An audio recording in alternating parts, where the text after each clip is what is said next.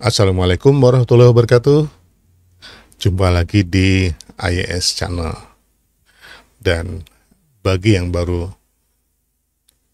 jumpa dengan channel ini, ketemu channel ini, silahkan subscribe dulu ya. Jangan lupa subscribe dulu agar tidak ketinggalan dari update-update dari channel ini. Dijamin 100% gratis ya.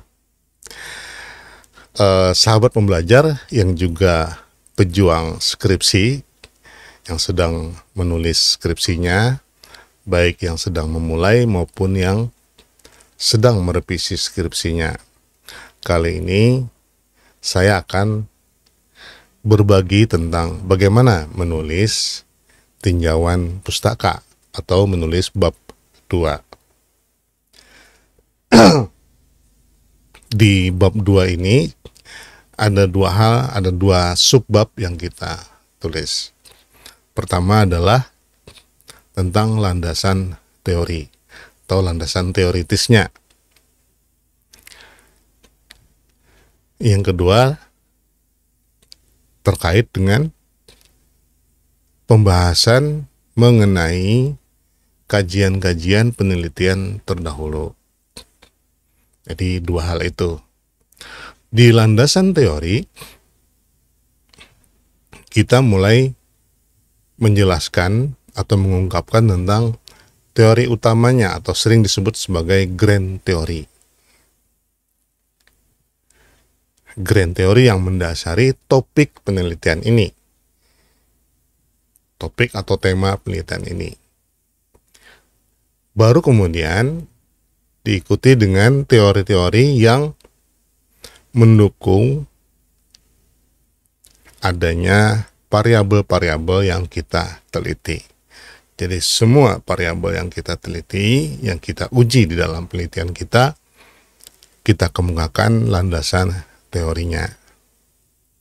Nah, ingat, dalam mereferensi atau mengambil pustaka harus dari sumber yang dapat dipercaya atau dapat dipertanggungjawabkan. Nah, dimulai dengan terutama terkait dengan terutama di grand teori ya. Karena grand teori itu berarti bisa dikatakan orang yang pertama kali mengemukakannya, misalnya begitu. Tulisan atau buku yang pertama kali mengemukakan tentang teori ini dan perkembangannya. Kita harus mengupayakan sedapat mungkin sumber pertama. Oleh karena itu, di dalam grand teori bisa saja karena yang kita kutip adalah tulisan yang pertama kali dan yang menulisnya itu tahunnya bisa 10 atau lebih 10 tahun yang lalu misalnya. Jadi itu bisa menjadi bahan referensi kita. Upayakan tidak menggunakan misalnya pernyataan si Anu di dalam si Anu. Kecuali memang kepepet. Ya, kalau memang kepepet ya tidak bisa lagi kita menemukan karena saking lamanya teori itu dikemukakan atau ditemukan atau dipopulerkan, sementara kita hanya menemukan kutipan di dalam buku yang baru diterbitkan. Itu boleh-boleh saja, tapi juga jangan kebanyakan. Hanya saja memang di kondisi yang sekarang ini nyaris tidak ada kesulitan kita untuk mencari grand teori itu karena sangat mudah ya dengan bantuan internet. Tinggal googling ya kan. Kemudian variabel-variabel yang kita teliti tadi kita kemukakan juga teori-teori atau landasan teori yang dikemukakan oleh penulis-penulisnya. Nah, untuk yang ini, untuk yang ketika berbicara soal variabel ini, kita upayakan bersumber dari buku atau teori yang terbaru, karena sudah update. Itu. Kalau tidak juga ya terpaksa ya nggak apa-apa ya. Nah, itu terkait dengan landasan teori. Kemudian untuk yang pembahasan penelitian terdahulu, kita perlu membatasinya. Misalnya paling lama dalam penelitian yang dipublikasikan dalam 5 tahun. Ingat, yang dipublikasikan. Upayakan dari sumber yang sudah publis. Kalau terpaksa juga memang bisa saja misalnya mengutip dari disertasi atau tesis. Tapi upayakan kalau menulis skripsi jangan sumbernya skripsi juga.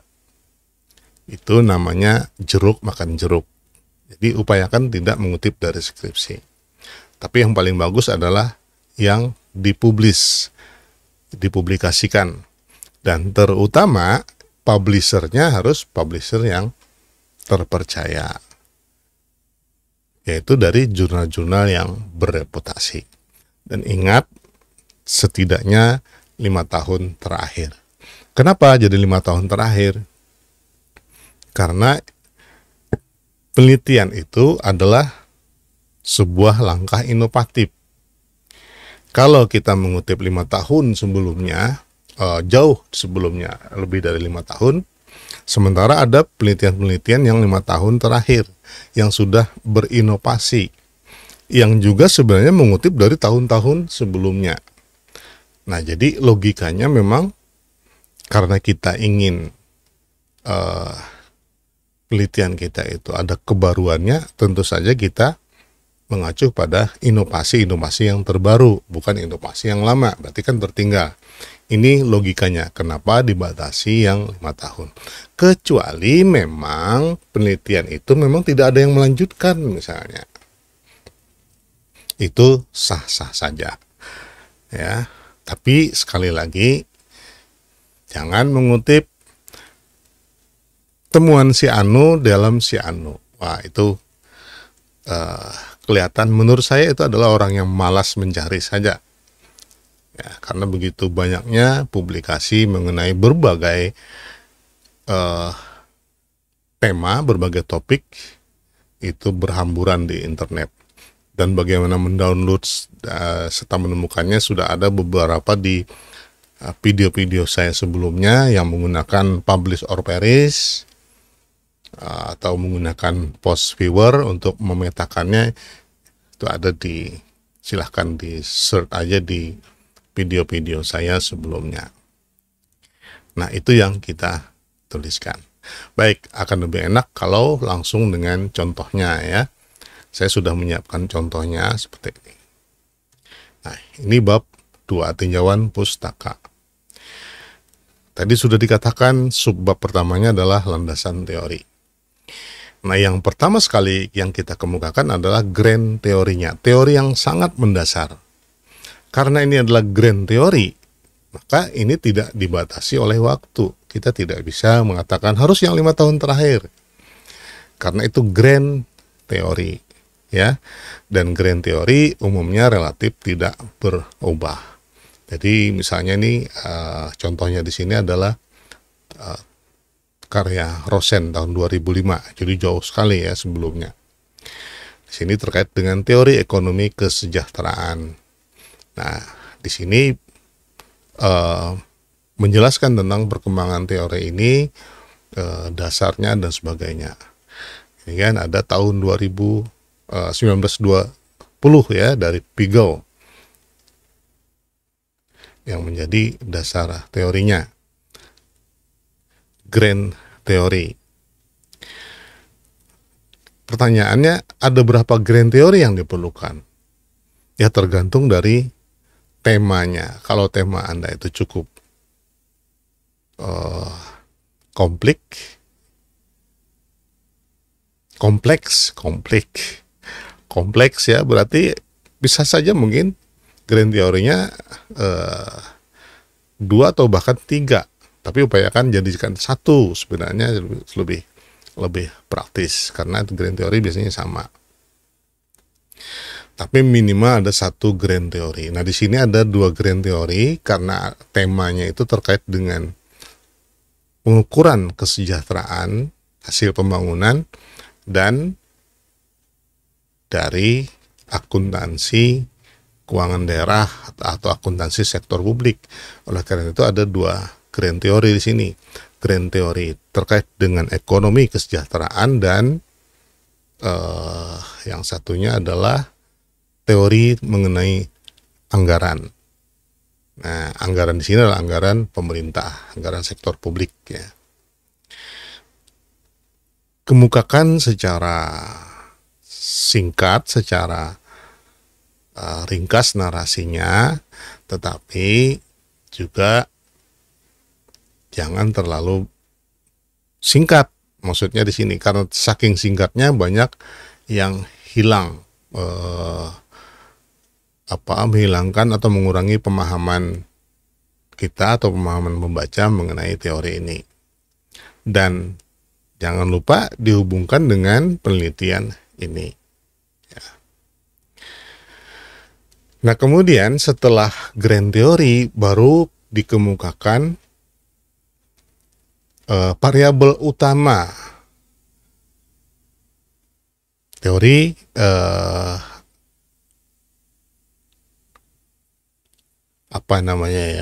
referensi yang terkait dengan variabel utama yang sedang kita uji. Jadi variabel utamanya, dan biasanya variabel utamanya itu adalah variabel Y.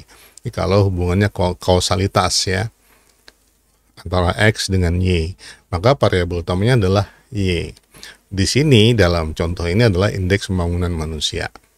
Nah, ini ada hubungannya dengan landasan teori tadi itu, yang di grand teori tadi itu. Jadi dikaitkan di sini. Ya, bagaimana mendefinisikannya, kemudian bagaimana mengukurnya. Itu jangan lupa.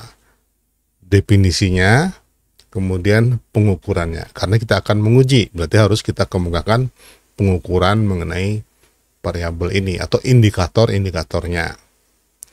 Ya. Jangan terlalu jauh berbicara tentang perkembangan atau sejarahnya, ya, karena kita tidak mengangkat sejarah perkembangan teori. Misalnya IPM itu tadi, ya, indeks pembangunan manusia. Kalaupun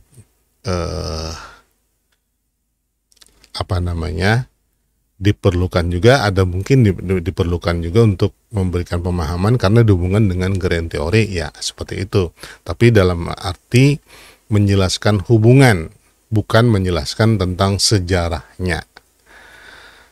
Ya. Tuh, kemudian baru diikuti dengan variabel-variabel lainnya, variabel X1, X2, X3 dan seterusnya. Kemukakan dengan cara yang sama, bersumber dari buku-buku. Jadi teori bersumber dari buku. Ingat, bersumber dari buku, bukan dari jurnal penelitian. Nah, kemudian setelah itu baru ya udah selesai X1 bagaimana, X2 bagaimana dan seterusnya. Kita lanjutkan ke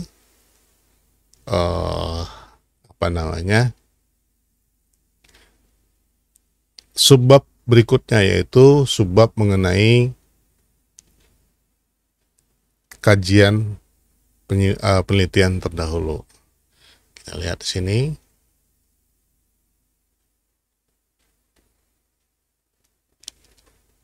Nah, di sini adalah pembahasan penelitian terdahulu. Ya, ini tergantung pada selingkung yang digunakan di lembaga Anda ya. Ada yang menyebutnya kajian penelitian terdahulu, ada yang menyebutnya studi penelitian terdahulu atau pembahasan penelitian terdahulu. Intinya sama saja. Disinilah kita melanjutkan pembahasan kita yang sudah dikemukakan di pendahuluan, di mana di pendahuluan itu sangat singkat menjelaskan hubungan penelitian yang sekarang ini dengan penelitian sebelumnya. Dan mengapa kita meneliti ini? Karena di penelitian-penelitian sebelumnya ada gap, misalnya seperti itu. Ada gap karena tidak konsisten, ada hasilnya inkonsisten. Nah, di sini kita lanjutkan dan ditambah dengan referensi lainnya. Ketika di pendahuluan mungkin kita hanya mengambil referensi yang utama saja, ada beberapa. Di sini harus sebanyak-banyaknya kita kemukakan penelitian-penelitian yang relevan. Apa yang kita kemukakan di sini?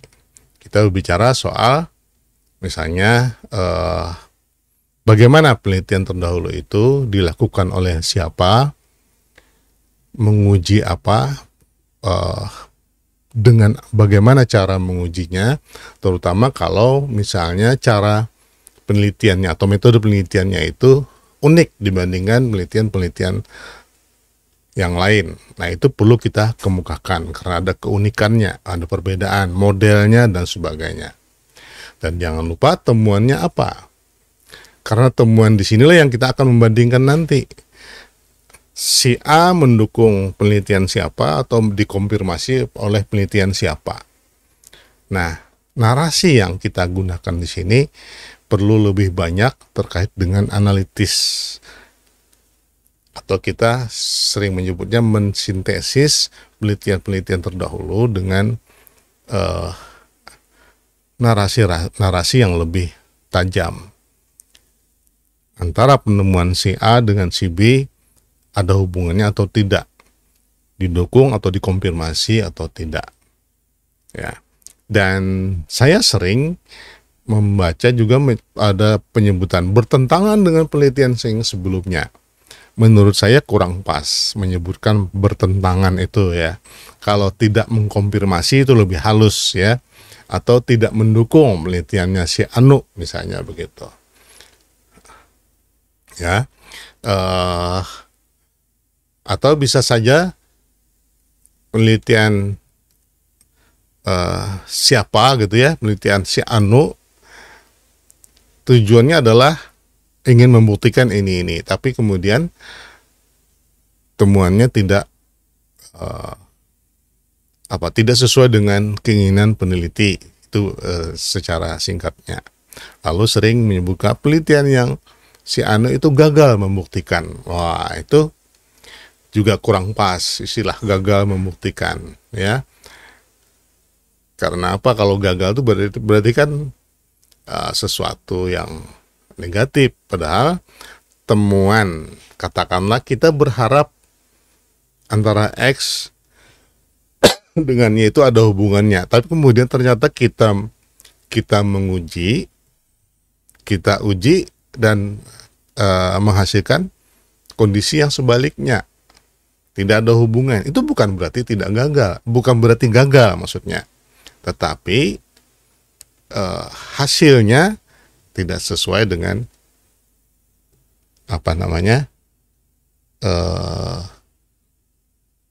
hipotesis atau hipotesisnya ditolak misalnya seperti itu. Jadi bukan gagal. Ada saya yang sebut secara ekstrim. Saya membaca yang secara ekstrim menyebutkan peneliti gagal membuktikan hipotesisnya. Wah, itu kan kurang pas ya dalam bahasa ilmiah. Jadi jangan menggunakan istilah gagal karena dia menemukan bukti yang lain. Oke, ini ada gangguan sedikit, mohon maaf. Oke. Nah, itu ya. Pertanyaannya ada berapa penelitian yang harus dikaji? Ya, sedapat mungkin sebanyak-banyaknya yang kita temukan itu ya, semaksimal mungkin, dalam artian secara optimal bisa mendukung penelitian kita ini. Tuh. Nah, kalau misalnya di contoh ini di pendahuluan menjelaskan ada beberapa, ada mungkin antara 7 sampai 10 penelitian yang dikemukakan di sana. Di sini bisa lebih karena ada penelitian-penelitian lain yang juga relevan gitu. Nah, di akhir bagian ini kita perlu meringkas penelitian-penelitian terdahulu tadi ini untuk membantu pembaca supaya lebih praktis menemukan apa saja sih yang menjadi referensinya, ya, tulisan siapa saja dan bagaimana. Jadi kita buat ringkasan dalam bentuk tabel, ya, di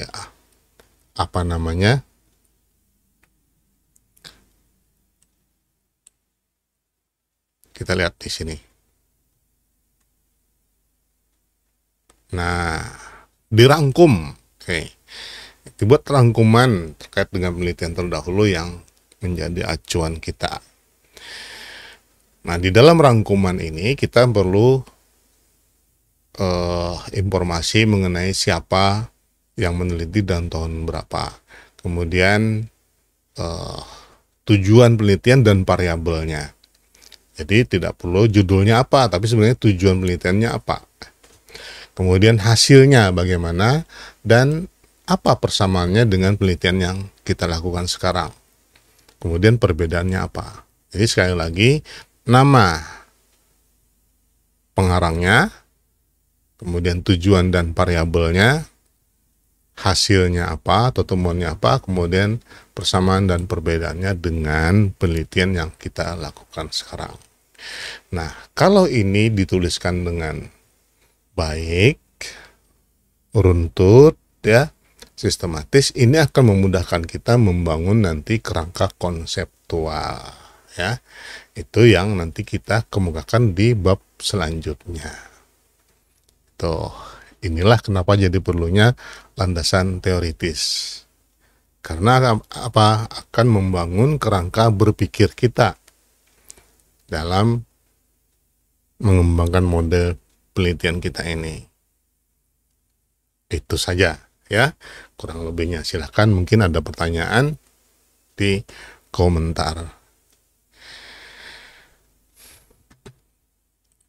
Nah, sahabat pembelajar, pejuang skripsi, demikianlah bab 2, bagaimana menulis di bab 2. Mudah-mudahan cukup membantu, dan kita nanti akan lanjutkan lagi di bab 3-nya. Sampai ketemu, dan jangan lupa bagi yang belum subscribe, supaya subscribe dulu supaya tidak ketinggalan update berikutnya.